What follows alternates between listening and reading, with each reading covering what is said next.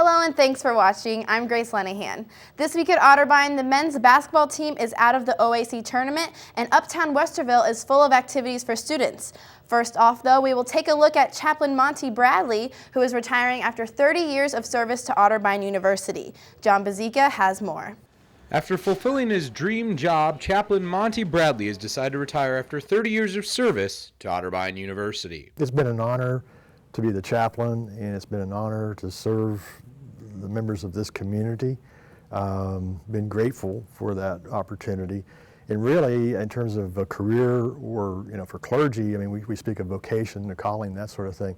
This is really what I wanted to do. People would ask me when I started out, what's your career goals, what's your plans, that sort of thing. Who do you want to be? Where do you see yourself in 5 years? Well, basically, I wanted to be a chaplain. That was it, and I came and I did that, and I'm grateful for that. And like I say, it's been an honor. While Mr. Bradley may be retiring, this won't be the last time you'll see him around campus. I think on the one hand, it is kind of freeing, it is kind of liberating in terms of the future, that sort of thing. At the same time, there's kind of a bittersweetness and even a sadness. But like I say, I don't think I'm totally going to leave. I think I'll be in contact with people, that sort of thing. May even sneak back in and teach a course once a year or something like that for a little while.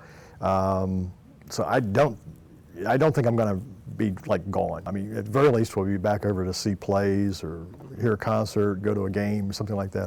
Bradley also tells us what has kept him coming back every day and what should keep students doing the same. There's an intellectual freedom. That's one of the things that probably brought me back to the campus and want to be involved in campus and be involved as a chaplain in a campus, was the intellectual freedom that you, in your mind here, you can go anywhere you want to go. You can raise any kind of questions you can imagine. You can create all kinds of things. Not only has the job itself meant a lot to Bradley, but the university has also given Bradley lifelong memories that he will never forget. I could just write a ton of short stories about, I think, it's just some really beautiful moments, I think, in the time that I've been here, and just, just some wonderful students and experiences with working with students over the years. For This Week at Otterbein, John Bazika reporting. Monty Bradley has worked over 30 years here at Otterbein, and we here at OTV would like to congratulate him for his great service to the university. The Center for Career and Professional Development at Otterbein allows students to receive help if they are undecided on what it is they want to pursue after college or even as a major here at Otterbein. Many students use this resource every day. OTV's Kelsie Randall tells us more. Development is a place where students can go for help in navigating the career process. Having been unsure of her career path as a student, Associate Director Ashley Strasser understands that choosing a major is difficult for many students. I've been through it and I can empathize, and I want students to do work that they love and that they find a lot of fulfillment in. Director Ryan Breckbill also realizes that many students struggle with job search. There's so many occupations from which to choose, and to have a very specific goal in mind is very challenging for college students, and we recognize that. The Career Center offers many resources for every student, including professional development and many workshops that focus on resume and cover letter development, interviewing skills, networking, and internship and job search. One of their online resources, Cardinal Careers, lists current internship and job openings. Ryan and Ashley also enjoy meeting with students one-on-one to learn more about each student individually. When students, come in and we're able to share with them in person all of the different resources and things that they can take advantage of, it's really eye-opening for most of them. Junior Chelsea Gilman shares her one-on-one experience. Ashley was really informative and open to not only correcting my resume, but letting me know why she was doing it or how it was going to benefit me. And senior Lauren Reenan has some advice for students. If anybody else has any questions or has any doubts about their resume or cover letter, I'd say don't even hesitate to contact them because they always are willing to help. No matter what the need, the Center for Career and Professional Development encourages students to stop by during their open hours every Monday through Friday, 1 to 3. All right, thank you. Thanks. Kelsie Randall, This Week at Otterbein. Thanks, Kelsie. If you would like more information or would like to schedule an appointment, contact Marilyn Williams at mwilliams@otterbein.edu. Well, that is all we have for news this week. Now here is Kelsie Randall herself with Arts and Entertainment. Kelsie? Thanks, Grace. Kelsie Randall here with Arts and Entertainment. Otterbein students have always been aware of the activities that take place in Westerville, as it is just down the road. And with more things starting up, Grace Lenehan took a peek into Java Central last Saturday to find out what the Westerville coffee shop has to offer. Here's what she found. Many students at Otterbein know about the coffee shop down the road that goes by the name of Java Central, but what they may not know is the shop offers a lot more than just coffee. On the weekends, it becomes a music venue. The owner, Ralph Denick, tells us more. We've been doing this for about 4 years. My wife and I bought into Java Central. We're really committed to Uptown and the arts. My wife is president of the Arts Council, and we're both musicians and play, and so we were looking for a place here to do something that way. And when the original owners of Java Central were looking for partners, we said, this is our vision, and they said, that's great. We don't know how to do it. Well, we did. And so for 4 years we've had open mic on Friday and professional groups on Saturday. The musicians that play at Java Central range from young people to adults, but no matter who is playing, it is bound to be great music. It's not just amateur night. We have all levels in here, all ages. A lot of people used to be in bands, and then life got in the way, and now they're back doing solo acoustic singer-songwriting. The player tonight, Jim Volk, is actually a national class guitarist, and he likes to play here. I can't afford him, so he plays for tips. The shop extends much farther than the front sitting area. There is a room where people can talk and also listen to music, or you can sit right in the music room and get a concert experience. People come to listen, not like at a bar where it's background music. And the players really like that, and if you can hear the audience really likes that, because these guys are really good. So we're very fortunate that way. Java Central has open mic nights on Friday, professional musicians on Saturday, and also has a gallery of artwork from local artists. We consider ourselves a music and arts cafe. We have a featured artist in that room, and then art spread out throughout the shop. Java Central offers a lot more than just your morning coffee. It serves as a way for students to hear some great music and enjoy an evening in Uptown Westerville. Denick encourages everyone to come over and enjoy the entertainment. It's free, for one thing. It's really close, and it's really good music. Grace Lenehan, Otterbein TV. Thanks, Grace. Java Central will feature a different musician every Saturday evening.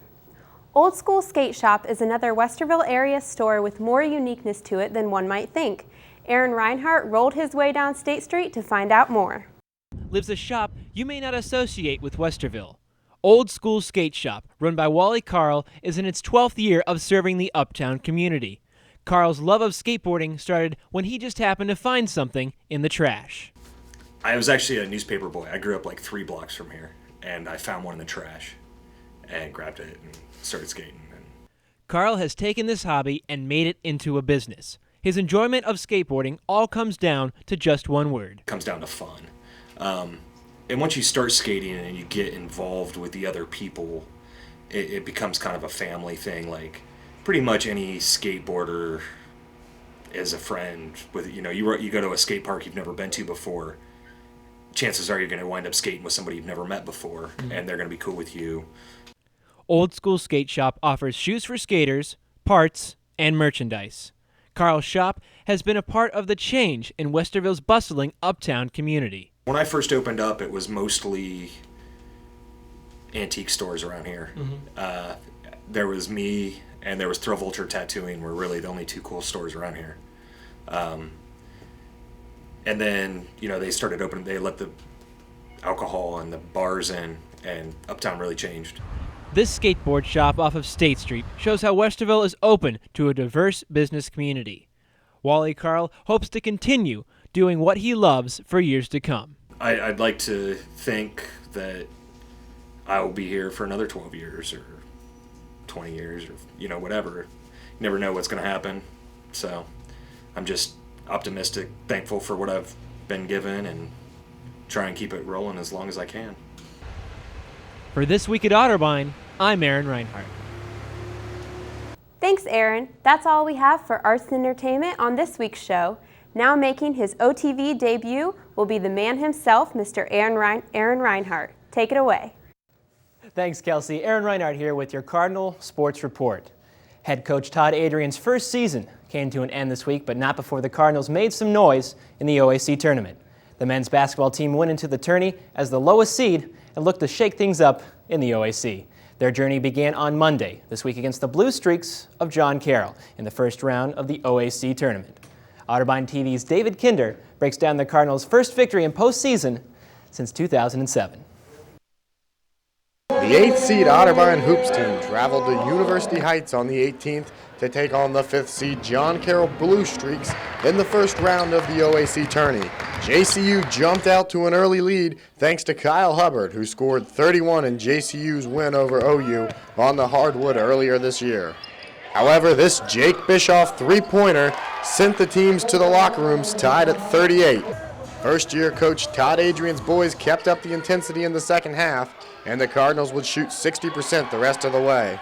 This block by senior Max Van Meter sealed the game's fate for Otterbein. Freshman Jake Bischoff tallied 27 while going 9 of 11 from the field and grabbing a team-high 6 rebounds, while Zach Baconhaster also scored 10 points, and the Cards won 82-76. For Coach Adrian and OU, it was the school's first win in the OAC tourney since the 2006-2007 season. For This Week at Otterbein, I'm David Kinder. Thanks, David. Jake Bischoff's 27 points was a season high for the team. No player has scored that much in one game for the Cardinals since Chris Davis scored 29 in a game against Mount Union last season. The Purple Raiders would be the next team the Cardinals face in this season's OAC tournament. We send our own Jacob Barker to Alliance, Ohio to break down the matchup between number 4 Mount Union and number 8 Otterbein.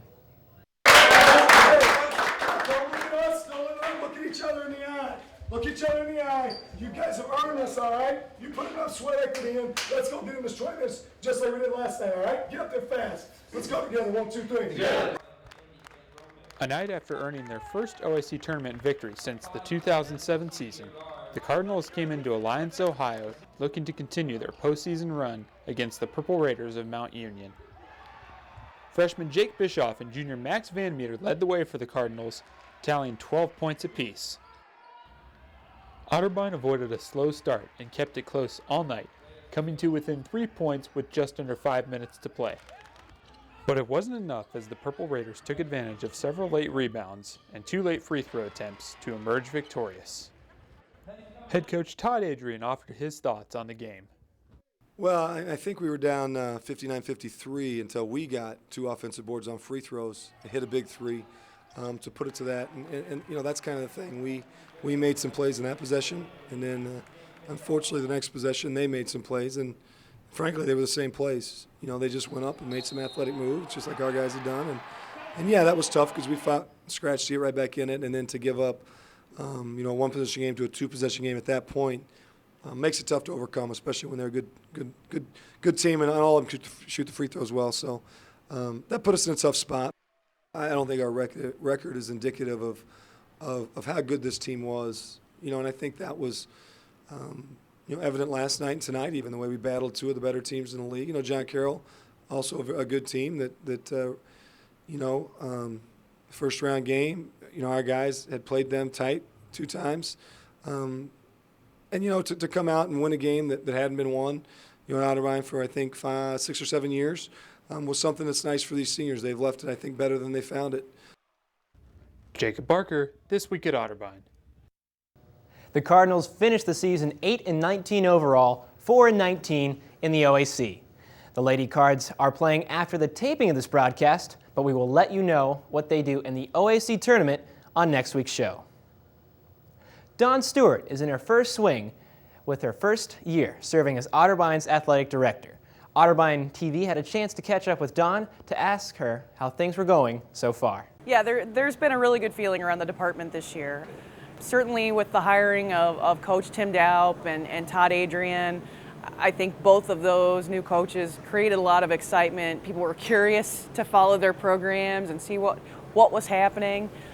Yeah, and that all started in the fall with the football season and all of our fall sports programs, you know, with soccer and volleyball as well as cross country.